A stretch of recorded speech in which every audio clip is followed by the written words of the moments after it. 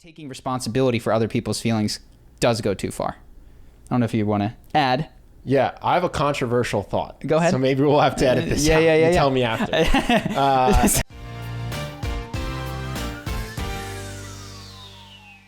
All right, we are here for the What's second up? time in 2 days. Guys, if this conversation sounds a little bit stilted, it's because we did it yesterday and we lost that cast, unfortunately. Nobody's fault. There was an update issue. It's not your fault. It sounds like, unless you want to tell me otherwise, Justin. I feel like if we had to point fingers at someone, it would be my fault. So the things that have happened, I actually understand them a little better. I feel more equipped to have a conversation. Okay, good. So Joe Rogan Yep. goes to Spotify. Yep. It's come out. It's $100 million at least. But do we know over how long? We don't know over how long. I would guess 3-ish years. Howard Stern, Really? yeah. Howard Stern was 100 million over 10. That was a long time ago. I think if you look at the value to Spotify, at least within the 48-hour span, it was $5 billion. Now, granted, that might go down as the market sentiment moves, but the value of their stocks went up by $5 billion. Yeah, it's awesome. It's crazy. One guy's podcast just took their entire platform and mooned it. Yeah. So I wanted to, this is what I think the big question is. Do you think, of course, was it 1 billion, 3 billion, 4 billion, 5 billion? I mean, Instagram was purchased for $1 billion and added so much more value to Facebook at the end of it. There's also this call her daddy thing, which is happening. And so I guess my question that I was really thinking about is, where is the value in the content and marketing ecosystem right now? Joe Rogan seems to indicate that it is with the individual creator. Does that? It depends. I mean, it depends But on call the her podcast. daddy pushes the other way. It Yeah, seems it like. depends on the podcast. Mm-hmm. Like Joe Rogan is the Joe Rogan experience. And also he owns the intellectual property completely himself. And he's completely self-marketed. Call Her Daddy is the name of the podcast. You don't know the name of the girls. You know what I mean? So for those of you who don't know, Call Her Daddy, you could tell the story. You know it better than I. Yeah, sure. So Call Her Daddy is a podcast where these two women talk about sex. It's like locker room talk, but it's girls. Yeah. And they're attractive women. And Barstool Sports, after 1 month of them doing their podcast, Barstool Sports bought the podcast and then marketed it to their giant audience of young men who loved it, obviously. And so it blew up. And recently, the women on the podcast basically went to Barstool Sports. Were like, we're getting totally screwed by the contract we signed. We're way bigger and more successful than we thought we'd be. We're underpaid. We want to renegotiate. And according to the guy that runs Barstool Sports, he was like, okay, sure, let's do it. And gave them what sounds like a really fair deal if he's telling the truth, which is you're going to get $500,000 each, potential for, depending on downloads, millions of dollars each, and in 2 or 3 years, you will own 100% of the intellectual property for Call Her Daddy. And they said no. They said, nope, we think that undervalues us. We're going to go shop this around to other podcasts. And he said, okay, cool. Just so you know, that's absolutely not how contracts work. I have you under contract. I own Call Her Daddy, and I will sue you if you try to do Call Her Daddy on other platforms. And so the question is, what is the value of Call Her Daddy? Is it the name of the podcast? Is it these two hosts? Is it the fact that Barstool Sports promotes it? And so they're having this whole big fight, and how it shook out, unfortunately, is it sounds like one girl wanted to take the deal and one girl didn't. And so the owner of Barstool Sports was like, okay, well, I was going to give all of this away. I was going to give half to each of them. So he just went to the one that wanted to take it, said, hey, I'll give you 75%. I'll keep 25%. I'll find someone who's a sexy woman that wants to talk about sex. I'll offer her like $100,000 a year, which she'll be thrilled about. Yeah. And I'm way better off. You're way better off. And the other girl she doesn't want to be a part of it, so she doesn't have to be. Mm-hmm. And so that woman went, okay, sure. Yeah, I want to keep doing this podcast. Like, that seems fair. And then the woman that got cut out is now obviously furious. Yeah. So that's where that lies. And I think the deal there is basically the value, regardless of who's bringing the value, like we always talk about, this business is largely about who writes the better contract. Mm-hmm. And they don't have the rights to Call Her Daddy. Yeah. You know what I mean? They're actresses in a podcast show owned by Barstool Sports, whereas Joe Rogan owns everything that has to do with the Joe Rogan experience. He owns all the footage. It's his thing. Yeah. You know what I mean? Yep. And so the question, and maybe the contract wouldn't allow them, could they walk away from that particular podcast feed, the two of them? I don't know, because I'm not a listener. Start a new podcast called We Talk About Daddy Stuff and be just, because if somebody owned the Joe Rogan experience name, right, and they owned his RSS feed, that's amazing. But if Joe walked, he would destroy the value. No, of I think that. they can. I think they can. Maybe not together, or maybe there's some non-compete stuff, but certainly they could each just go off and do their own podcast. So have you listened to it ever? I'm just curious. So this is one of the things that we did. So you did some of our scripts in the last handful of weeks, right? You've done 3 or 4 breakdowns at this point. They've done similarly to what I've done.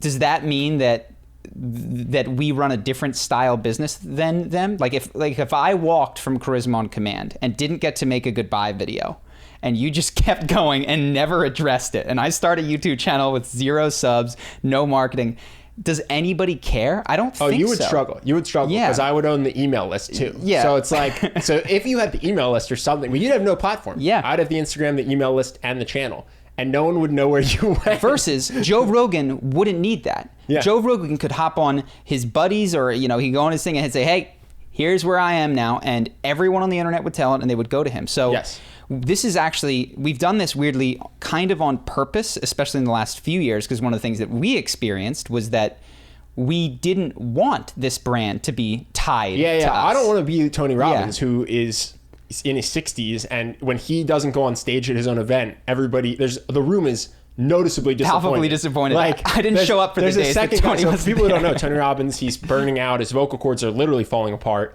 So when he throws an event, he speaks every other day. Yeah. And his second in command, who he's trained and who he loves, speaks every other day. And the room does not care at all when that other guy's on stage. It is amazing. Yeah. And it's like, we're here for Tony. And so, what's nice about Charisma on Command is, as much as people like us, and I appreciate that they like us, they're there for Charisma on Command, which is, the content is created by, at this point, Charlie or Ben. But if a third person came and did good work, it wouldn't destroy the business. Whereas Tony's guy might be good, but no one cares. They're there for Tony.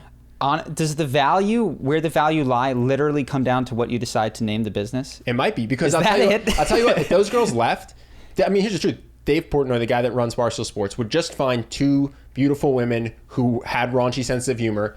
He would slot them in to call her daddy. They would release the same time and day, and the audience would largely stay. And some people would leave, and some people would wonder, hey, what happened to those girls? And maybe listen to both podcasts. But people would stay. They'd be getting similar content. Like, I do think that IP, those girls are clearly very talented, but I mean, the IP is Call Her Daddy. That's what people say they listen to. And this is what's crazy, is a lot of people don't think about this when they're starting a business. Your number one marketing decision that you will ever make is what you call your business. That's the craziest thing to think about. And it doesn't mean that you should name it after yourself. In fact, there's good reasons why you shouldn't. Yeah, I'm glad we didn't. Yeah. But it's just, if they'd called it, I don't know the name, Sophia and something. Sarah Talk About Sex. Yeah. They would just, they couldn't. They're irreplaceable. Yeah. Same content, different label at the front of it, which is crazy to think about. And so then there's these in-between ones, Impulsive, which is like, okay, like kind of needs Logan Paul. Well, I think it does need Logan Paul, and his co-hosts can swap out, right? Logan Paul's podcast has shown Logan talks to Mike, Logan talks to Mac, Logan talks to Spencer, and it's all good.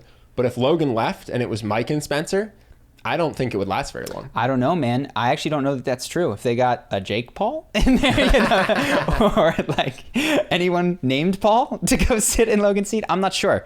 But it is the thing that I'm seeing in just the handful of examples that we've given is that it comes down to the name. Now, I think there's other things. Audio versus video. So, and I guess force of personality is the other thing. So one of the reasons that I don't think I'm as essential to Charisma on Command is because when I make a breakdown, it's really not about me. It's about other people, and I don't tell my own stories in the breakdown context, which is where most people are familiar with us. Then there's these times where I am on camera and I am telling my own stories. I think if that were the majority of the channel or more of the channel, it'd obviously be harder to replace. Oh yeah, for sure. Me. But yeah, when you don't see someone's face, when you don't get to know their story, the power lies in the contract holder of the intellectual property. Now, well, especially because for Call Her Daddy, they're going to keep one of the women. Yeah. And they're going to replace one of the women. Which I think is going to leave the podcast basically completely unharmed. Because you have to be a diehard fan of the woman that got cut out in order to be like, I'm going to stop listening to this thing that I like that still has half of the people I like out of principle for this other person. So now, you know what I mean? Yeah. So now here's the question: How does this reflect on what is fair in these kinds of situations? Now, obviously, nobody cares what's fair. And I was literally nobody just going to cares. say, we talked about this before, like business people just throw their morals out the window sometimes and really just go for maximize mine. Mm-hmm. So I'm just thinking what is fair if I were a judge adjudicating this and was not looking at contracts. For Joe or for Call Her Daddy? Generally speaking, kind of is how. Like, so if you ran a coup and kicked me out of Charisma on Command, what is fair? It's like, well, he could keep it going without Charlie. Is like, does that mean that Charlie is officially useless and has already been paid for his contribution to Charisma on Command? Like... Well, this is why you got to get equity. Seriously, this is why you got to get equity. Because like at least the way the current contracts work in the U.S., you're actually not compensated for your effort tomorrow. You're compensated for taking the risk of quitting your job, funding half the business, and putting 6 years in. So, yeah, if you just left, you could literally just be like, hey, Ben, I don't want to do this anymore. So you can let this fail or keep it going. It's up to you, I guess, if you want to make money from this. And every month, money would just still come your way, even if you were doing nothing. And that's how businesses work, really, is it's who takes the initial risk to invest in it or to put the work into it.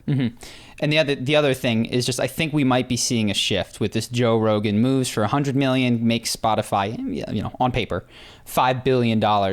I feel like there was the same thing happened with platforms back when Facebook bought Instagram for $1 billion. And people were like, that's absurd, $1 billion. And then they got WhatsApp. They're like, they're just throwing funny money around. This is insane. These valuations are 1999 levels of crazy. And then people have subsequently realized that was a steal. Yeah, that's what I was going to say. $1 billion for Instagram steal. Insanely undervalued. I mean, Facebook without Instagram is in a completely different place right now. Yeah, I actually don't know many young people that use Facebook. Definitely not as their primary. You log into other websites using your Facebook account. I know people that check Instagram 7 times a day, and all they use is Facebook Messenger. They don't even 7 is an underestimate, quite frankly. But so the people didn't really realize the value of these platforms. And I think Netflix was early on the train of realizing the value of content and just spending insane amounts of money. To me, at the time, I was looking like $200 million for one movie on Netflix to sell maybe a couple $8 subscriptions. I was like, this is crazy. But it seems like if you can produce and continue to produce content that people want, that is like the superpower now. Yeah. And it even supersedes platforms, because now these platforms are fighting over their content creators. It would be like if one of the top Instagram people, I don't know, Kendall Jenner, did an exclusive with TikTok or something. And it was like, no longer will I have my photos on Instagram. Like, they're only on TikTok. And I wonder if that's where we're headed, where maybe these platforms... Probably a good move. I mean, what Spotify showed is, at least in audio, if you poach the number one person, you become a contender on a different level. Now, it's a little bit different because audio is so fragmented and the Apple app kind of sucks. Like, there's no good discovery, but video is fragmented too. And so are photos. So like, why not poach a handful of these top creators? Dude, can you imagine if Facebook bought PewDiePie? Well, this is what I'm thinking. Like, why not? Why wouldn't Facebook look at this and go, I'll cut PewDiePie $100 million contract over several years? Especially when you're not the number one. You know what I mean? Like Sirius Radio, Spotify, these are not the number one thing at the time. Facebook wants to eat YouTube's lunch. Why not go to the number one content creator that gets the most views and go, hey, come to us now? You immediately become, I mean, this is like... You legitimize yourself. A massive player. And to be fair, maybe some people think they are. To me, Facebook is not right now a video player on the Facebook thing. Like, they've got inflated views. You swipe over it, it's 50 million views. It's like, no, so a handful of people scrolled over this. I don't know. Can you imagine if just in one day they just got David Dobrik, PewDiePie, and like Mr. Beast? Yeah. Facebook would be legit again. Yeah, and it would cost them a lot of money, but they might make billions of dollars off the valuation of that. And they're like, they're only going to make content for Instagram, Facebook, and this new app that we have. Instantly, you're talking tens of millions of people would go there. I mean, Disney Plus proved this when they're like, hey, we have all this content. Yeah, that was so smart. Why don't we just take it to our platform? And so it at first, these platforms several years ago, Instagram had the power, and now it looks like it's actually even within these platforms, there's a handful of key movers that are like, no, you're going to get Disney Plus instead of Netflix, or you're gonna get this instead of that. It's crazy. And then I thought, no one's ever going to come for us. I was thinking the opposite. I was thinking Spotify gave Joe Rogan 100 mil, right? So what do you think we could get? 10 mil? We can't move people from our main channel to our podcast channel on YouTube, dude. We moved some. The best people. We got the best people. No, we appreciate it. We actually, I do want to say we hit 20,000 subs, so thank you guys. That is, woo! It's awesome. You know what's funny is it's fun to care about milestones again, because I stopped caring about milestones for Charisma on Command, and they are vanity metrics. But I get so much more excited by growth on the podcast channel than I do by whatever happens on the Charisma I'm new to Command creating channel. content for the Charisma on Command channel, so I get pretty hyped. This Ellen video is doing well, and I get to love myself now. It's nice. That feels good. Yeah, that's temporary validation those from other 6 people. days of like I made a video that people are watching. Yeah. I'm then someone. 90 Day Fiance video comes out, and I have to reassess if I love myself or not. You know, Monday's a big day for me. Did we want to say anything about the Ellen video? I forget. Well, I don't think so. I mean, honestly, I think I did a decent job of saying that this isn't a hate piece. Mm-hmm. People still in the comments are saying, "Oh yeah, Ellen sucks. I've never liked her." Blah blah blah. But it was, I think, well couched in just being a analysis to learn from and not a hit piece. Yeah. And so I've seen this. I was looking at our channels for trends and watching my own behavior. So the H3 and Keemstar, for those who are on YouTube, may or may not be familiar, are having this big beef. And within 4 minutes, it had 46,000 views, the most recent H3 video that went up. Which is, I mean, and by the way, I didn't see the most recent one. Do you want to give people just a quick what's going on with? And just so the people know, the way that YouTube tracks is it's behind. It's always behind in what it's representing to the viewer in terms of what's actually happened. So what I see on my dashboard and what you see in the first minutes, you're behind. So it's more than 46,000. Sometimes people think that we're like hiring Indian bots, because they'll be like, 9,000 views, 10,000 likes. Impossible. Like, no, YouTube just busted. Just give it an hour. It'll catch up. Anything new from yesterday that we didn't talk about? I mean, I saw that TLC is taking, you mentioned 90 Day Fiance, that they're taking down a lot of the videos. Yeah. This is another thing that is just like, I feel like you're missing the boat. So I've seen AMC and The Walking Dead start uploading Walking Dead clips from their videos, right? And I'm watching all of them. I never watched the show. I didn't want to sit down and watch the show. I did a video. I found it a mildly interesting storyline, but I was kind of intrigued. And I see these clips and I'm watching them like all the time. TLC had somebody else, I don't know the guy's name, but he was naming them very provocatively. This is their footage. They own it. But what I don't understand is why in YouTube they didn't just claim the ad revenue for this, accept the free exposure to people like me who are never, ever going to watch TLC in a million years. Take my 0.01 cents of ad rev and move on. Like it makes no sense. They took these videos down, and what I'm seeing in the ecosystem is like, this is like the record companies not adapting to the Napster iTunes world of singles. People do not want to watch 6 seasons or even one 22-minute episode of your show. They want to watch, though, 4 minutes, and maybe they want to do that for an hour over and over again, and just take the money. Like, don't take these videos down. Just claim the ad revenue. Now, maybe they claimed it and he removed the videos. I doubt it, though.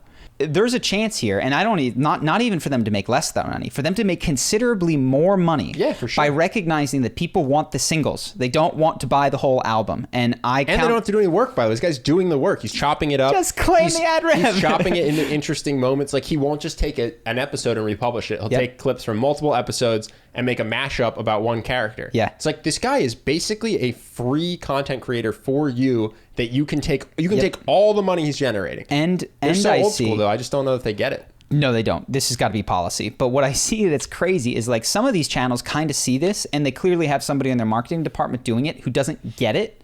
And so they're like, season 3, episode 2, Rick talks to Danielle, and it's on their channel. I'm like, no, you guys have crowdsourced people who are working for free to upload your stuff and basically split testing titles and thumbnails for you.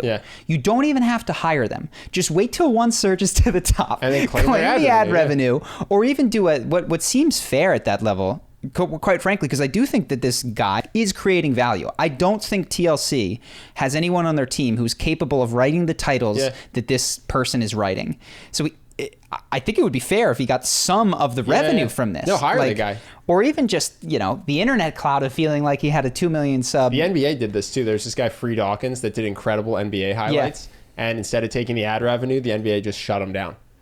It's like, why? Why don't you hire the guy? Why don't they you hired take House the of Highlights, didn't they? Didn't they start working with House of Highlights? I don't know, but Free Dawkins was great, and it's just gone now. It's silly because Dude, I don't even know how to get ESPN on my TV. I love basketball. I would watch Free Dawkins. Like, this is free publicity of your product, NBA, and you can take the money that he generates. And I want to be clear, you don't actually, I know that there's advertisers on this, but this isn't like a gated paid product where if somebody's uploading something from behind a paywall or something, you're like, no, like, trust me, I want to keep this behind my paywall because of the value I'm getting. This is an advertiser supported model and another advertiser supported model. You stand to break even. It's just, they're dinosaurs, man. Don't get it. And I've noticed that. That's all. Anything you wanted to contribute or add? No, we've literally talked about everything yesterday, so. No, we haven't. We had a ton more yesterday. No, I'm saying we already talked about everything yesterday. So now we're going to repeat ourselves. I have nothing new from the last 24 hours. Well, actually, you did. You said this yesterday, that YouTube, there's a lot of YouTube today compared to yesterday, is forcing news above the fold. Oh, yeah. I think this is wrong. Yeah. So YouTube has a section, if you go onto the desktop, I don't know how it is on mobile because I blocked my app, so I don't go crazy. The mobile's nice. They can't shove Fox News and CNN down my throat on mobile. So they have a news section, which compared to every other video up there, obviously has 4,000 views compared to the millions that are on my homepage, because these are genuinely popular videos. Yeah. They often are, in the reds of upvotes and downvotes.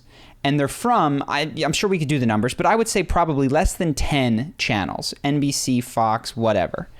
And if that isn't an ideological, breaking the algorithm, telling me what to think, and by the way, we'll tell you what stations are credible, like we're not going to include, for instance, the Young Turks or Ben Shapiro or people that the audience has said we care about.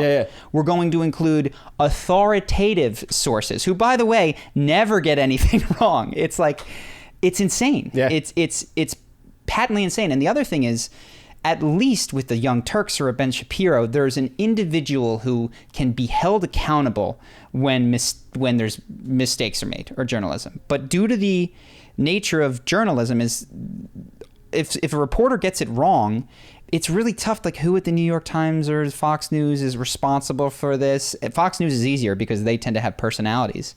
But it's just such a unfortunate ideological filter to shove down people's throats. No, it's funny. When I go onto YouTube now, I look at the 8 videos it suggests. And if I don't see one I like, I refresh and I try to get to repopulate. Because if I scroll down, it just starts giving me the garbage it wants. Like, I've never said I want to watch the news. I've never liked a news video. I've never subscribed to a news channel.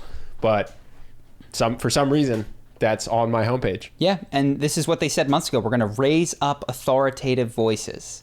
Is that what they said? Yeah, they when this was the Steven Crowder thing. We're going to, you guys aren't allowed to watch that anymore. We're going to make it very difficult to find him unless you search exactly what you're looking for in his thing. For a handful of his Change My Minds, I mentioned this at the time. Why do you think all the tech companies are liberal? Like Facebook, Twitter, YouTube. Yeah. Why isn't one of them run by some hyper-conservative, deep red Republican? So I think a couple things. One, young people skew liberal. Right. Sure, but Zuckerberg's older than we are. Now he is, but when he started and surrounded himself and built a echo chamber and moved to San Francisco, he was 20. You know what I mean? So like, that's going to be. Yeah, isn't Google run by somebody who's like 50 or 60 now? So this is I don't know if this is true, but this is what Jordan Peterson says about it. He says that because they're more liberals, left-leaning people tend to be more open-minded, less conscientious. So like, less follow the plan and the rules and the checklist, more break everything, start over, like move. What was Facebook's motto? Like, move fast and break things. That tends to be the type of person who is ready to change the system and move forward. And those tend to be your entrepreneurs. Then you look at these older companies who have existed for a while. When it's about running a ship, Then you need these conscientious rule followers figure out how to get in line with these systems that exist, and those tend to be more conservative people. Sure, That's his argument. But also, isn't it normally, I believe the young population skews liberal, the old population skews conservative, and as people age up, they tend to become more conservative. Yeah. So my question is, YouTube now is run by a bunch of people in their 40s, 50s, and 60s, right? So why are they pushing such a left-leaning agenda? So here's the question. How come Fox News, despite the fact that everyone there is, I guess this is old, but take anything. Take CNN, who is run by older people, Wolf Blitzer. How come they skew liberal? And it's because once you sort of form this core, it's like, okay, well, who are you going to hire? You know what I mean? Like Mark, I'm going to hire this person. They're going to, and you build the echo chamber. You build your own echo chamber. And now if you want to go what's James Damore, and you lean a little bit more conservative, or you question the diversity training that they're having there, well, you're done. You're gone. And so let's say that you sympathize with James Damore. You're going to go try to get a job at Google? Probably not the best place for you at this point. And so I think that, you just build up, it's kind of like a human personality, which is you build up defense mechanisms against change as you get older and more mature, which is why old people, perhaps with the exception of their political beliefs, don't change their minds all that often. They're just they become Titanic-sized ships moving through the water. Very tough to change the course of them, Yeah. At least that's a guess. You want to talk about the world's greatest apology video? Which is? Miranda Sings. Oh, yeah. Let's do it. Yeah, go for it. So Miranda Sings put up an apology video, and there were, I'm not going to get this right, there were a handful of criticisms of her. One was that 14 years ago, she made insensitive jokes about a fat woman on an airplane. Mm-hmm. I didn't watch the original, but that's my understanding. Another one was that years ago, many years ago, when she was 3 years old, the family dog bit her. That dog was put down. And she joked about it years after that when she had a camera on her, but still years ago from today. And the other one was that in a live stream, they were doing giveaways. Apparently, I've never watched her content, but my understanding is that she gives away funny, random things, shoes, this, that, the other thing. On a live stream, they'd found this lingerie that she'd never worn. It was ugly lingerie. Her male co-star, I don't know his name, was wearing it over what I'm wearing, a t-shirt and basketball shorts. And one of the fans, who was kind of like an active fan, who was 13 or 14 at the time, said, "Oh my God, I want that lingerie." And she said, "Haha," and it was on a live stream. "Oh my gosh, okay, fine, we'll send it to you." And for whatever reason, people decided now was the time to get her for all these things. And what was the catalyst? Why did people decide to get her? Oh man, there was a reason. I don't know. Did he come out? Did the fan come out and say something? The fan actually came out and said a bunch of this stuff. He made these videos, which he's now 17 or 18. And I don't know why. I watched some of the videos and he was like, "I can't even look at these. I'm disgusted."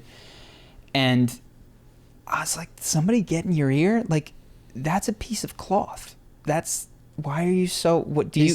I'm sorry. He's disgusted by the underwear he requested? The underwear. Yeah. I was like, did somebody tell you that you were assaulted by this? And so anyway, my read on the apology video was she says, "I am so sorry if you were hurt by my jokes. I am so sorry." And she says it up and down. And yeah, she takes 100%. This is why I'm saying it's the greatest apology video, because she doesn't cry. She doesn't do the crocodile tears or whatever. She takes 100% responsibility for everyone's feelings. Mm-hmm. She doesn't tell anyone that they're overreacting. "If you were hurt by my joke about the dog that bit me that my family had to put down, I'm so sorry." Which I go, is that helpful to the people out there in the world who, you were bit by a dog, you had to put your family dog down, and then years later you made a quip about it.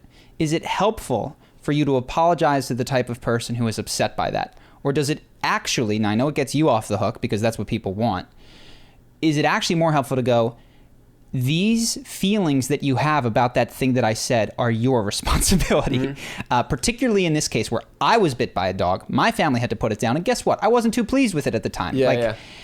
You need to, if this is going to upset you, it does me no good to apologize and set up this expectation if that upsets you, you will be upset a lot. Mm-hmm. If somebody talking about when they had to put their own dog down because it attacked them, and that is upsetting to you, or made a joke about it, you're going to be upset a lot. And if it's okay if you're upset, but to say the way for me to get past this is to receive an apology from a person that I've never met, mm-hmm. you will remain in a state of upset and anger for a long time. And in my opinion, you will be projecting that onto Miranda Sings when really there's someone else in your life that is much closer to you that you have genuine issues with that you need to. And if you actually address those, maybe you could be happier. Yes, everywhere. And so my thought when watching Miranda Sings is, one, this was the most, like, one of the most widely accepted apologies videos I'd ever seen. Yeah, if your goal is just to get left alone, just to have everybody get off your back, it seems like perfectly executed. Yeah.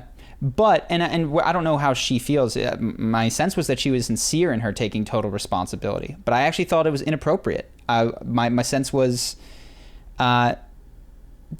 people can be upset at you without you having done anything wrong. Sure. And so while you might regret that people are upset or sorry or wish, like, especially when you have an audience that size, I think it's important to recognize that, one, you're not responsible for all the positive feelings that you make, so don't take credit for it and don't get a big head. You're not, this is people still projecting positive things onto you. They see you make a couple jokes and they think you're amazing. Well, you're not. You're a person who made a couple jokes that they laughed at. And two, that these negative things get projected onto you, which is also not in someone else's best interest for you to claim responsibility for. So yeah, that was my thought of, this is very effective for her in terms of getting off. I think she believes it, but I don't know that it's good for everyone if it's for us to live in a world where people don't take responsibility for their feelings. Mm-hmm. And we have these discussions sometimes with our friends when they're in relationships, and they'll tell a story of, I said this and my girlfriend or boyfriend got upset. Like, what do I do? Because there's such this Jocko Willink extreme ownership. If it happens, it's your fault. And sometimes when I hear what happened, I'm like, listen, we all come from the same culture. So I feel like I can understand this joke. Their upset feeling isn't your fault. Yeah. You know what I mean? Like, they need to learn how to get past this. Now, that's just my opinion, but I do see this. I think taking responsibility for other people's feelings does go too far. I don't know if you want to add. Yeah, I have a controversial thought. Go ahead. So maybe we'll have to edit this out. Yeah. Tell me after. So it's interesting. There is this sense of, you can't say that because it is upsetting to me, right? We've kind of accepted that that's the case in a lot of areas when it comes to jokes, right? Yeah. Especially like the left would say, and I consider myself a liberal, but there's a lot of this, like, you can't joke about that. You can't express that thought because it's upsetting to me. And because of that, you shouldn't do it. Mm-hmm. Right? Is that fair? Yeah. It's like, you punch me in the face is what they feel. Like, if I'm hurt, it's because you've assaulted me. You made a joke that was insensitive to my race, my sexuality, my upbringing, whatever it is. Sure. I'm upset. I'm offended. You should apologize and you should never express yourself in that way again. Yeah. But if right-leaning person were to go to someone who is cross-dressing and say, the way that you are dressed is upsetting to me, can you please not express yourself in this way? Yeah. They would get destroyed by those same people. So it seems inconsistent. Like, at what point is it more important to be able to express yourself? And at what point is it more important to protect someone's feelings? Yeah. You know what I'm saying? Because, and the reason I choose the transgender one and not the, not like being homosexual or whatever, is because homosexual is more than just expressing yourself. But you can identify as whatever gender you want. I think homosexual is at least a comparison here, and you can dig in. But at the principled level, what you're saying is, when I'm telling you, you said something, it upsets me, therefore it's your responsibility to change it. Why is saying different than dressing? Is saying different than kissing someone? And I like the dressing because it's an expression of how you feel inside, right? Mm-hmm. You'll feel inside the way you feel no matter how you dress. But you're like, I want to dress like this because this is how I want to express how I feel. Yeah. It's like, okay, I have a thought I think is funny, and I want to express it. And so it's interesting. Like, at what point do you prioritize expressing over other people's feelings? Yeah. And just say, you have to deal with this because I'm expressing who I am. And at what point do you value other people's feelings and you go, oh, I'm not allowed to express myself? Well, and it seems like people just want to express themselves the way they want and stop other people from expressing themselves in ways they don't like. I totally agree with you. And that's not a principle. That's not a principle is what I'm saying. Like, if whether you're Republican or you're Democrat, you're left or right, you should pick one. And I really honestly don't even care which one. I mean, I have a preference personally. Yeah. It's like, pick one. Do you want to express yourself however you want, prioritize that over other people's feelings, and allow other people to express themselves over your feelings? Or do you want them to censor themselves in how they express themselves, and then accept that you also now have a burden to censor the way you express yourself? Sure. And then there's, of course, various levels of enforcement. There's a level of enforcement which is like, look, you can do whatever you want, but I won't be your friend, which is fine. Or like, I think you allow the natural consequences of like, yeah, you tell jokes that I don't like, that I find offensive, then I'm not going to hang out with you. well, so you would be a proponent of cancel culture. No. Why not? Because what you just said is if you tell jokes that I don't like, then I'm not going to associate, and I have the freedom to express how I feel on Twitter. If someone tells jokes that you don't like, stop watching their YouTube channel. What if I want to express myself by hitting up their sponsor on Twitter and telling them that I don't like that joke? Isn't that freedom of expression? I guess, but weirdly enough, the reason you're upset goes counter to your own values. Because what you're saying is, I value the ability to express myself over other people's feelings, unless they're my own feelings. Well, I want you canceled. Yes, and I think it seems to me that the distinction that you're drawing is there's the legal thing of what you can and can't say in a workplace, or else like the law will come down on you. And then on the other side of it is just there's going to be these socially enforced preferences. And then even past that is like, look, this is how you live a good life. We're not going to socially enforce it. And I think that might be what you're saying, because from a social enforcement standpoint, cancel culture makes sense. I don't like what you said. I'm going to go on and say that I didn't like what you said, and me and my friends are going to go scream at the sponsor that we're not. And here's the thing, my purchasing is an expression of myself, and I'm not going to purchase G Fuel or whatever anymore because I don't like what that person said. Well, I guess what I'm saying is when you are aggressively attacking someone because you don't like how they're expressing themselves, you should just recognize that what you're doing is inviting aggressive attacks on yourself. Yes. And so it seems that if there's these three things, one is this legal rule of, okay, what kind of discrimination is allowed in the workplace or else you will get fined, go to jail. Then there's this middle rule of, okay, you're going to face Twitter mobs, but you can say whatever you want. You can still do that. And then over here is like, this is a good way to live your life.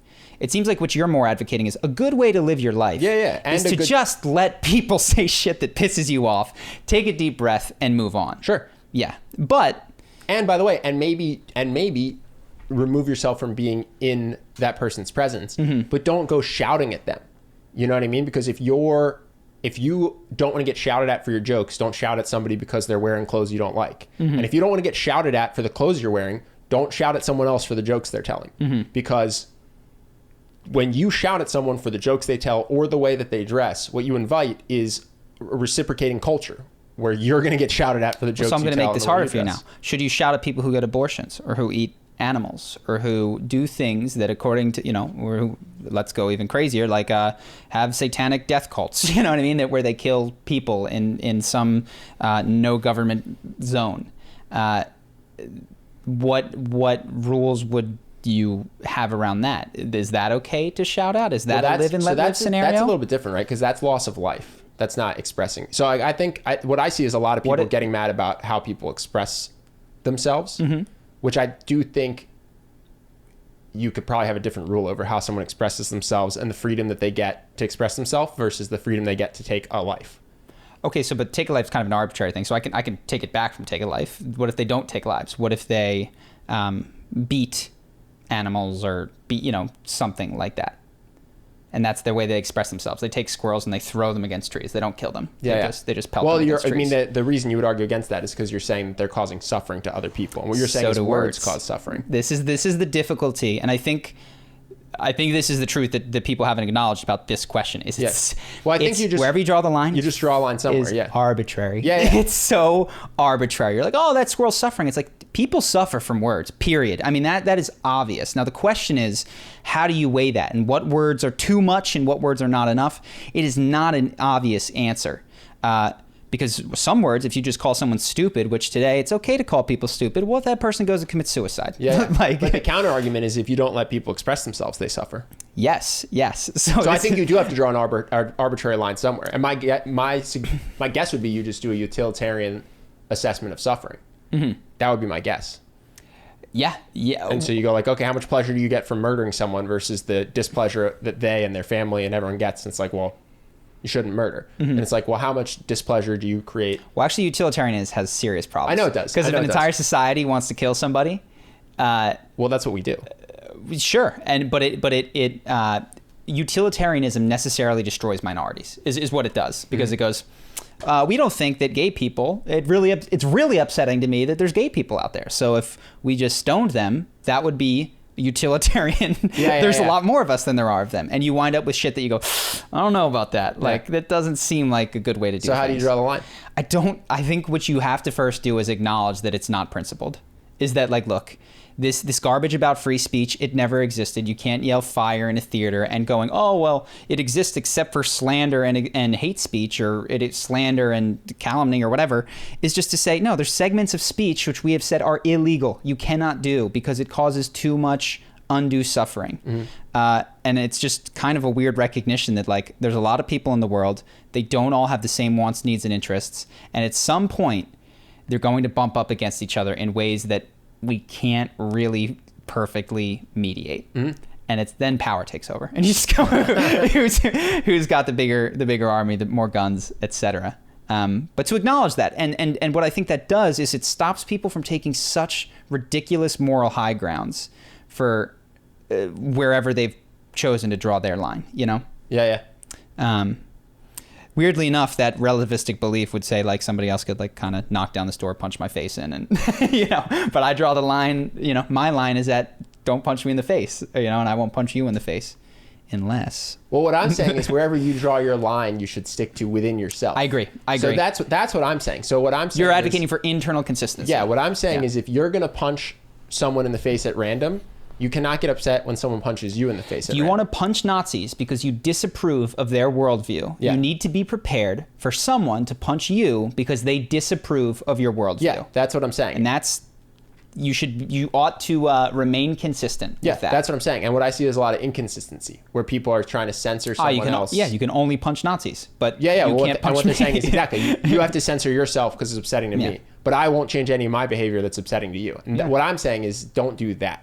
I guess I'm saying have your own, wherever your line is, just apply it to yourself. Yeah, which is the hardest thing to do in all these scenarios. And this is a great place to come to is, okay, so you've decided this is your principle. I stand for free speech. I this, that, and the other thing. Well, let's take Brian Rose. Well, rather than focusing on what other people aren't doing for you, how can you promote free speech in the areas where you're the boss? You're the authority. Could you not censor comments, not delete things? Are you prepared? You know what I mean? Everybody's got plenty of laxness in the application of their own principles inside of their own life. And if everybody just focuses on that, then we'll be more prepared to like tell other people, okay, you're being inconsistent. Yeah, that's what I'm suggesting. Yeah. Like if you're going to be in a satanic murder cult, you have to accept that people can murder you. You know what I'm saying? At any moment for any reason. That's what I'm advocating. I see a lot of people trying to get the world to do what they want. But then when somebody asks them to do exactly the same thing, which is like, hey, don't express yourself in a way that I find upsetting. It's like, that is unreasonable. Yes. But that's what you just asked for 3 minutes ago. Sure. And what they try to do is they try to pretend by getting very granular how it's different. Oh, that's different because... And I'm sure we'll get comments about how it is. But I would just say before you make that comment, breathe and ask yourself, is it possible that you're asking of other people something you're unwilling to apply to yourself? Yeah. Cool stuff. Let me see if I have anything else on here. Did you have any other topics? No, man, I haven't had Cool. Let's hop in. Oh, there was one other thing that I didn't mention yesterday because it's not that big of a deal, but I think I'm seeing happening right now, and it's this weird jump from a scarcity economy world to a post-scarcity, and we're trying to handle it. So there was a co-working place that I attended once or twice, and it sent out, I don't want to say because I'm this isn't meant to be mean. Okay. Where they sent out an email that was saying, hey, we've been shut down, and you know the new world where they're asking for donations. It's a business that is asking for donations. Okay. Like, how can you help? Give donations. And it's strange because it's like, look, is that dissimilar from our Patreon? No, we're saying pay for what you get, and you can offer it, and maybe correct me if I'm wrong here, but like No, I'm the just asking. Patreon, you're purchasing something with the Patreon. You are getting more podcasts. Getting Justin's you're time, getting basically. Justin here. There is actually it's a pay what you want and we'll deliver what you pay exchange, essentially. Got it. At $900 a month, you get 3 podcasts. Yes. At $600, you get Yes. 2 podcasts, and you get to decide You whatever the collective receive. gets to decide. And Got what it. we haven't done is we could also institute, there's $2, $5 things. But essentially right now it's how many podcasts do you as a community want per month? Got it. This was just a cold, we need help. Now, Not in exchange for anything. Not in exchange. Now, I think people deserve help. Absolutely. You know what I mean? Like, hey, you ran this business, you can't afford food. As a community, we should come together and do that. But does the business, which no longer has a place in this COVID world or even this post-COVID world, we'll see, deserve donations? I don't think so. Yeah. Like, unfortunately, and I think the people who are employees, founders, etc., should be, we want to like help move them elsewhere, but you don't as a business want to ask for donations to stay alive in that way. Unless, and of course, it's an exchange. Unless you're going, hey guys, if you want us to be here in 2 months and you're planning on coming back, this is how it's going to happen. Otherwise, we're not going to do it. This is exactly what we do with the podcast. But it was just interesting to me to see that that mentality out there. I don't know. It's and it seems to be this weird bridge of like, we kind of have enough to give to other people, but we haven't really decided where the best places are to allocate the excess funds and resources that we have. And I don't think the answer is in businesses that can't survive. I think it's in people or businesses that you want to pay for is the other thing. You know, if somebody's giving you an exchange, go for it. And Yeah, well, the other thing that I think people sometimes get confused about with companies and bankruptcies is they think if you let something go bankrupt, it disappears. Yeah. So like if an airline, we all want flights. After Corona, when we can fly, when we want to visit our families or go on vacation, we want flights. And so you see an airline going bankrupt and the government says, we're going to bail out American Airlines so that they don't go bankrupt. And you go, oh, that makes sense. I want flights. So sure, take my taxpayer dollars and bail them out. But if American Airlines goes bankrupt, they don't just light all their planes on fire. They put everything up for sale because they have a duty to try to pay their creditors as much as possible.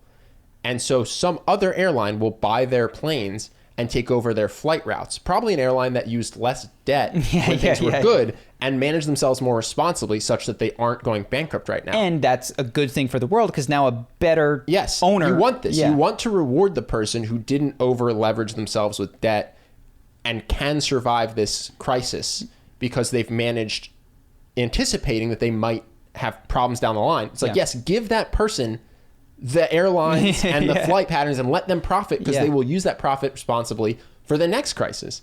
And what happens instead is I think some people get confused and they go, well, we need airplanes. We need whatever it is. We need banks.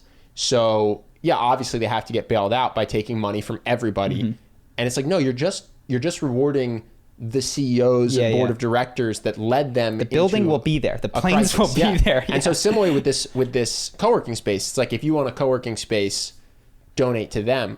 That building will exist. Another co-working space could take over if co-working space had demand. And if it doesn't, that means that not enough people wanted a co-working space. You know what I'm saying? Yeah. So I don't know. I think people overblow what a bankruptcy is because they think it's the death of the service that they want. But it's not. It's just someone else will offer the service. You know what I mean? Yeah. I guess what I'm saying is that just generally speaking, businesses are best when they're exchanging. You know what I mean? Like when they're delivering value. When they're delivering an exchange and it's like, you give me this money, I'll give you this value. And people are totally deserving of charity in certain cases. And I think that's 100%. We're going to do our charity campaign later. But segue, thanks to our Patreon. The reason that we're here today is we're $10 shy, but it counts. We are at $5.90 right now. So thank you to everyone who's donated. Thank you to everyone who listens, because technically the ad revenue pushes us over that 600. Yeah, not by much. You're not. By the way, you're not just giving money to Charlie and I. You are in fact funding a podcast. So we will record 2 podcasts a month now because of all of you guys. Yeah. So. And it 100% goes to Justin. he is editing now for the second day in a row because we lost the footage. Comes here, records, makes sure the camera work, the audio work. He cuts it up and does the thumbnails.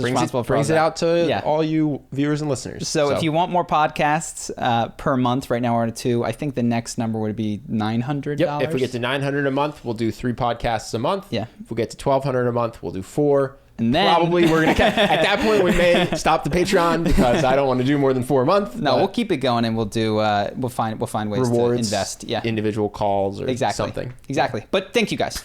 You're the reason that we're here today. Cool. Speaking of, I think we have questions from some of you patrons. Yep. So the patron questions always get priority. Makes sense. Reasonable. Justin picks the questions. I do. Patrons pay Justin. Incentives are aligned here.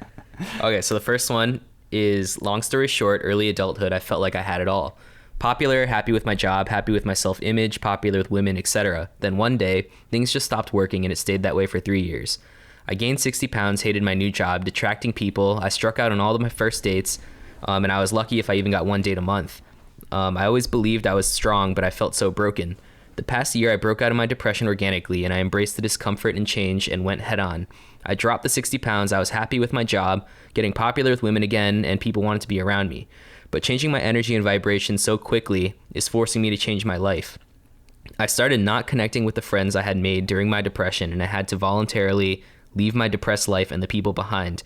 I've been prioritizing my time and energy into my new life, but I still care for the people in my old one. They were what I needed at the time, and we were all what we needed at the time. And it's quite hard to explain. It's like our wavelengths have completely changed, and I put effort into rekindling it, but it wasn't the same. Cool. Go for it.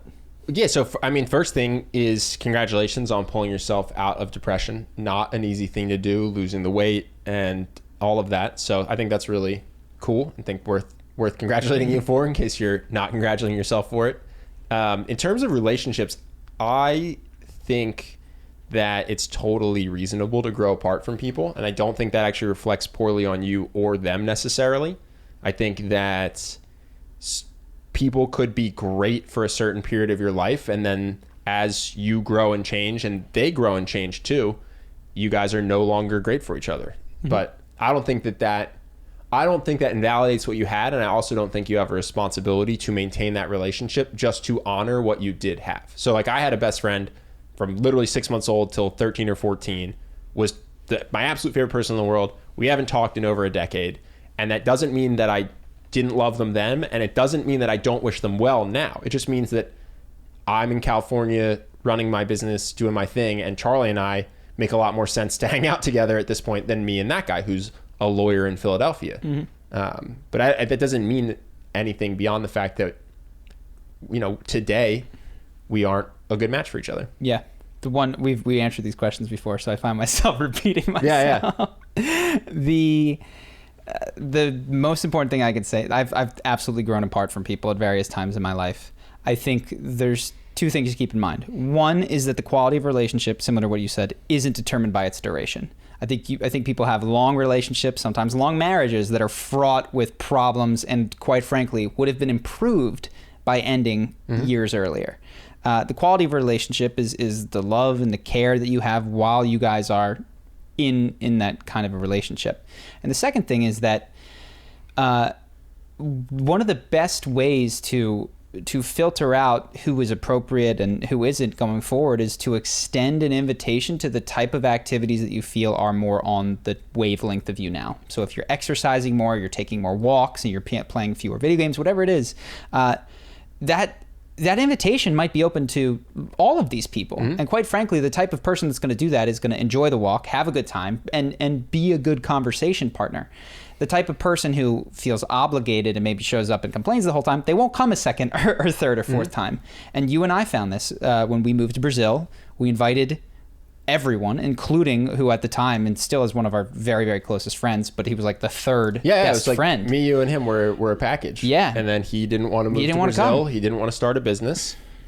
And that's okay. We're still close. Yeah. Just lived different lives. Yeah. And who did want to come was random acquaintances random acquaintances know as well. Yeah. And who are now super close. Yeah. So that's what I would allow to happen is move in the direction of the activities that speak to you, invite people to those activities, and it'll help you to continue to move forward, take who is appropriate, and stay close, and let the other people go at their own path and do their own thing. Yeah, and I guess one other thing is I would say that don't assume that a no to an activity means I hate you. So when they invite you to whatever your activities were in that depressed period of your life, and they no longer appeal to you because you think they'll bring you back to a bad mental place, you saying no does not mean no, I hate you. It means no, I don't want to do that thing. And if you invite them to go rock climbing or whatever it might be, and they say no, I don't want to do that, that's not them saying no, I hate you now that you've changed. They're just saying no, I don't want to rock climb. Yeah.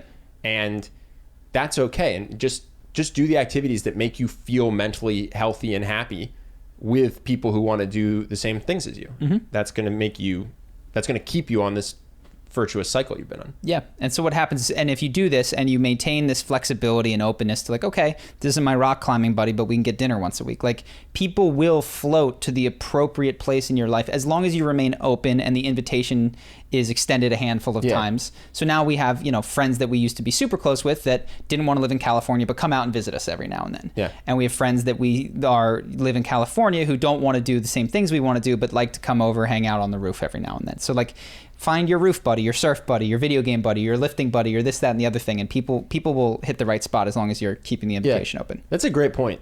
Like, friendships aren't all or nothing. I was in the car today. I called my closest friend from college who I speak to once every 4 months now. But that's okay. It's okay that we went from seeing each other every day to talking 3 times a year. He's your car call buddy. Exactly. Yeah, it doesn't mean we hate each other, and it doesn't mean we should change or do things we don't want to do to try to force us to be what we used to be. Yeah. Cool. What's up? What's next? Next one is from Flavio. What's up, Flavio? He says, I know you guys were impacted by Tim Ferriss and his teachings, so here are some questions. Let's get this better than we did yesterday, because I was so confused. Yeah. So here are some questions that he does to his interviewees, and I'm curious about you. Number one is, what purchase of $100 or less has most positively impacted your life in the last 6 months? My $99 surfboard. It's a Wavestorm from Costco, and it's the best. I have a couple I was thinking about.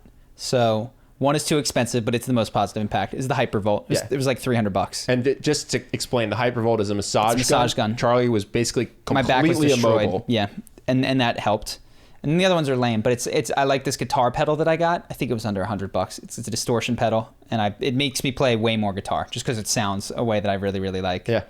And this probably isn't good for me, but I got Total War. And I mentioned that one. That kept me up a handful of nights. That's taken a lot of hours. Don't know if my life is better for it. But good for you. Bad for the business. Yeah.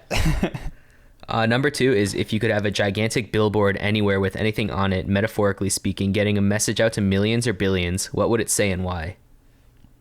You can go. You're the only one that has an answer. Sure. Yeah, so I would say smile more. I think that it's tough to give a life lesson that people actually internalize on a billboard, but I have a shirt that says smile more, and when people see it, they do smile. So if I put smile more on a billboard, then at least for a couple seconds, those millions or billions of people would probably smile and be happier. I'd write subscribe to the Ben and Charlie podcast.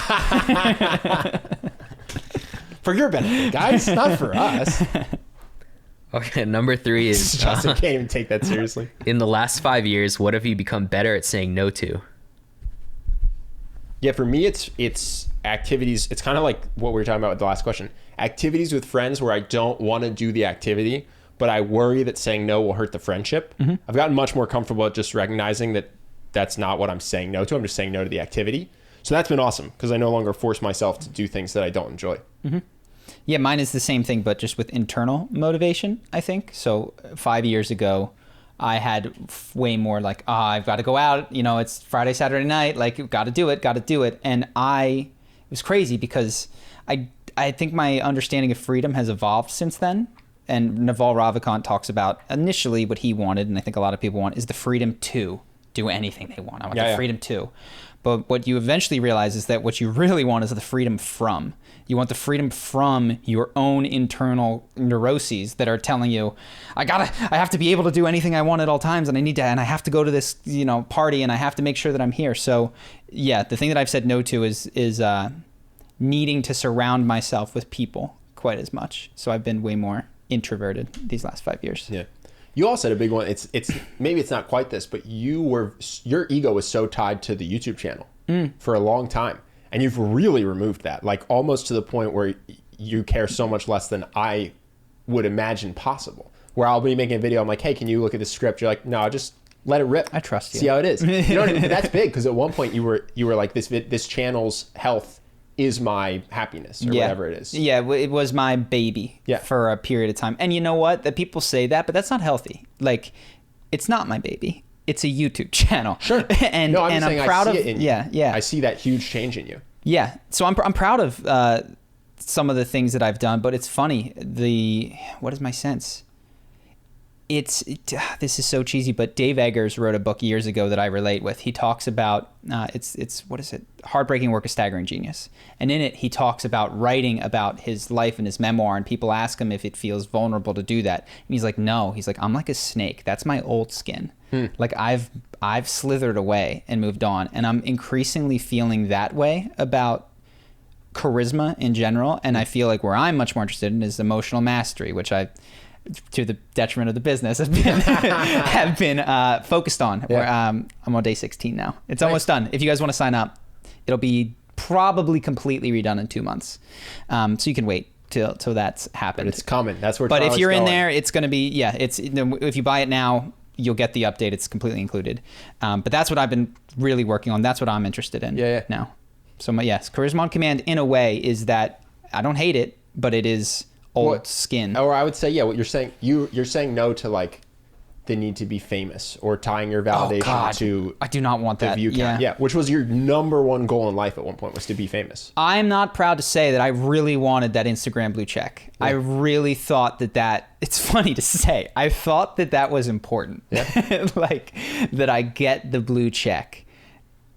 And I remember getting it, and like there was one girl that I once spoke to, or like, we saw each other for a little bit when I lived in Vancouver. Was like, oh wow, you got a blue check. And that was the extent of like what happened, and the recognition and praise that I'd been anticipating for having made it. Is so dumb. And then what's funny is we had that New York Times guy write a random article about us, which I was like, this is silly. I've hit a readership bigger than this one column. And all of a sudden, all of the older people in my life are like, whoa! The New York Times. Yeah. Just different dumb vanity metrics that everybody has. Yeah. No, but that's been a big thing. Yeah. That's been a big change. Okay, number 4. Does that change frustrate you? No. Frustrate me? Yeah.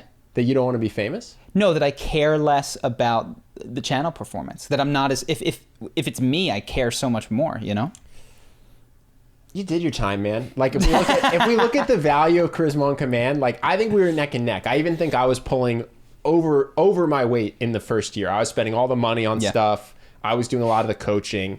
But then, dude, I mean, all the money we made in 2019 was because of you. And so, because I tell people on updates, I'm like, I'm making the videos now. What's Charlie doing? I don't know, whatever he wants. And they're like, does that bother you? I'm like, not really. So I got some time. I feel like he's earned it. You know what I mean? Like, I don't expect us to always be a mirror of each other, or to be, sometimes someone will do more for the business than other times. You know what I mean? So no, I don't mind. I don't want to slow down the rapid fire question, but we didn't mention this with the Call Her Daddy stuff. If you work with someone, do you have any advice? Because these two girls were really close friends, and are both suffering because they couldn't come to an agreement. Yeah. And I guess we didn't talk about it because we breezed over it today, how much it sucks if they were close friends that they ruined a friendship over the this. hedonic treadmill, point you made yesterday. I actually want to talk about this real quick. So if you had found these women the day they launched their podcast and said, I have great news for you. In 2 years, you are going to make $1 million each, and your full-time job will be once a week talking about sex with each other, they would have been so happy. So happy. And then you fast forward to 2 years later, and that is the offer on the table, and one of them at least hates it so much that she potentially ruins a friendship over it, which is just so crazy to think about in terms of how we all move our targets in our head. And I talked to my friend today who's an entrepreneur, and he's like, dude, how do you stop it? Because I already feel myself. I said, he was like, if I made $1, I'd be so happy. Made $1, and immediately was like, okay, now I have to go full time on this. Yeah. He's like, I know as soon as I go full time on this, I'll want to triple it. And that is such a hard impulse to fight. I think is so natural, but so bad for people's mental health. You know what I mean? Yeah, no, that's why that's a huge piece of emotional mastery. And I don't want to say that I have the answer to it, but what I am working on in my own life is like, can I, and I guess I've gotten better at it, can I figure it out in my own life, how to care less about that, and then figure out what worked for me, and teach that to people? Because I think that without realizing it, it's crazy. It destroys people's lives. Yeah. I mean, I think of New York City and some of the people that you worked with who wanted, when they started, 100,000 and then 200,000 and then $1 million, but next year they stand to make 2 million or 3 million, and it's so funny. If you had spoken to them at any point in their young 20s about what it would take for them to retire, they've all hit it. Yeah. You know what I mean? They've all hit that, but they continue to go back for the stress, for more. And to me, that is the definition of addictive behavior. And it's more common than drug addiction. Not as destructive on a per person basis, certainly, but perhaps because it's more common, the cause of more suffering is as crazy as it is. No, totally. And then to get back to your question, because I kind of sidetracked this, in terms of picking a business partner or picking someone to work with on a project, I think having similar values is the most important thing. Because I think a lot of people will just say, oh, I'm going to start this with a friend. And I go, oh, we're really close, so this will go well. But maybe one of you cares more about helping people and one of you cares more about making money. Mm-hmm. That is going to lead to huge differences of what direction the business should go in. Yeah. You know what I mean? And like, we both, I think, value probably integrity, number one, freedom, number two, right? And so when you say to me, I don't want to make these videos anymore right now, it's making my life worse, I'm going to stop, even if it means the business makes a lot less money. I go, I understand where you're coming from. Mm-hmm. Imagine if my value was making money and I thought that freedom or lifestyle was stupid. Yeah. I'd be losing my mind right now. We'd be fighting all the time. And I think that's actually the thing that's helped us the most, like our partnership. It's just that we have similar priorities. How do you know? Because we didn't sit down and go, okay, no, we got lucky. Yeah. We got super lucky. Yeah. So we don't have good advice to give here. Yeah, that's fair. Well, I think you could try. I think you could ask. I think you can, in hindsight, I could have identified who was money focused. Mm-hmm. I didn't know that was important at the time to not work with someone who was money focused. Mm-hmm. But if someone had paused me, like if I'd listened to a podcast that said, hey, what's your number one priority? Is it, if you told me at 23, what do you care more about, making $1 million or waking up on the beach when you want? No, we had the same answers. No alarm. I was like, oh, dude, yeah, coconut on the beach at noon, don't start work till 3. That's my priority. And I'll take I'll make 90% less for that freedom. So I knew that. So what I needed to learn was that means you can only work with someone who has the same answer. Mm-hmm. So that's where we got lucky, is we happen to have the same values. But I do think in hindsight, I can help other people by just saying, yeah, what would you pick? $1 million, freedom of time. You're willing to grind it out and be broke if it means you help the most people. Yeah. And then just find someone who's got that same answer as you, and that's going to help a lot. Cool. All right, now for the lightning round.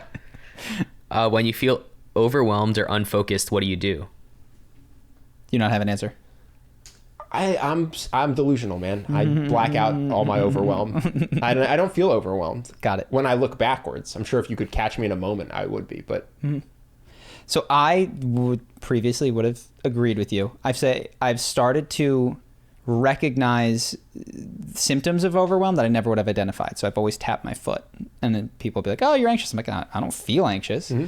I will reopen apps. I will scroll mindlessly through YouTube. And so I've started to recognize if I pause those click-whir behaviors of social media, tapping my foot, just basically doing shit and sit still, and I wait, I will get a very uncomfortable feeling. This is why most people don't meditate, because these feelings start to like, yeah. And so I would say what I used to do when I felt overwhelmed was achieve. Yeah. You know what I mean? Like walk, exercise, like you fill it in. My day was driven by this feeling of, I can't handle whatever's going on inside. Increasingly now, I still do that stuff, but I take some time and lay in my bed, close my eyes, and I go, what are you trying to tell me? What am I not getting? And I try to let my subconscious, and then expresses, like I'll see images or hear sounds or a thing, and it is very distinct from thinking, which is, it's the same me talking to me. This voice surprises me with the shit that it says. Like I can't predict what it's going to say, and I know it's true because it feels like it'll hit me with a weight that normal linear thought doesn't have. So yeah, that's what I do. In the last 5 years, what new belief, behavior, or habit has most improved your life? What new belief, behavior, or habit? So 5 years ago, 2015, it's when we were first leaving Las Vegas. Yeah, it would be, and I'm not totally there, that a romantic partner is not necessary for a complete, fulfilled, and happy life. Now, that does not mean that I don't sometimes feel that, but without having recognized it back then, I expected the Disney movie, I expected to be completed by a romantic partner. And my behavior and your behavior at the time was, running around trying to meet a bunch of new people, new girls. And you would have looked like, oh no, we don't care at all about that. But that was the force behind that was this Disney World desire to sow our wild oats and then totally. pick the one and be made complete. And it was evident in how devastated I was by my breakup. Since then, I've learned that you can have that. There's nothing wrong with having someone you care deeply about who you're romantically involved with, but it is not a critical piece. Mm-hmm. And it changes so much of my behavior. Yeah. And I would say the belief that I have changed the most in the last 5 years is the same one, but I've changed it less. So if we were both 100 out of 100 on the I want a Disney relationship, someone to complete me and make me happy every day, and now you're at a 20 out of 100, I'm at a 50 out of 100. Got it. Yeah. But it has definitely I was very I still think romantic relationships are awesome, but I was definitely banking on someone else just making my life perfect for me. Mm-hmm. You know what I mean? Whereas now I think that person can be additive, but only to the extent that I'm already making my life great for myself. Yep. Cool. Is there any more? Yep, two more. What are the bad recommendations you hear the most? Go ahead. Just be yourself. Yeah. I think it's really bad advice. And I think it's because most people, when they say that, what they mean is don't change because I like who you currently are. And so they'll tell you not to work out when you want to get in shape, not to push yourself socially when you want to be more charismatic. Whatever it is, they are trying to hold you back from change that you want to do, or they're trying to console you from results that you don't like that you're getting because they like you where you are and want you to stay stagnant for their sake. Yeah. So I think that's generally bad advice. There's a lot, and I could answer this question 100 ways. This is a bit of a cop-out, but any advice that isn't preceded by the question, what is your goal? And I do this too. Somebody will really not be asking. They'll be talking about YouTube, and they're like, oh, my video didn't do well. I'll be like, well, here's what you got to do. You got to do this, that, and the other thing. Never questioning, what is your goal on YouTube? You know what I mean? Yeah. Is your goal just to make what you like? Yeah. And you don't care about viewers? Don't do any of this. Ignore everything I said. Yeah. It's thumbnail. Who cares about the thumbnail? Yeah. That's not what the creative aspect is for you. So any piece of advice, and people, myself, everyone does this all the time, they just assume that other people want the same things they want, and they give advice that they are currently doing. That'd actually be an amazing habit if you could build it to say, before I give advice, I will always ask, what is your goal? Yeah. If you could do that, you'd give such good advice and be so well liked too, because you would be pointing people in the direction they want to go. Yeah. That would be a really, really good habit for anyone. Yeah, for sure. Last one is, do you have any unusual habits or absurd things you love? I got a handful. Yeah, you want to out me like you did yesterday?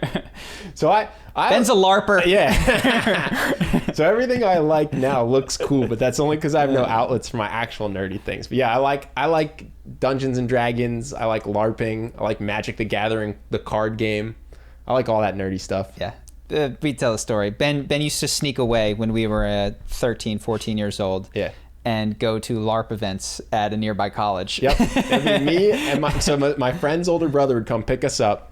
Me and him would go, we were 13 or 14 years old, go hang out with a bunch of 18 to 23-year-olds and pretend to be vampires. Yep. And there's no dice, there's no board. You would rent out a big room and then walk around pretending to be a vampire.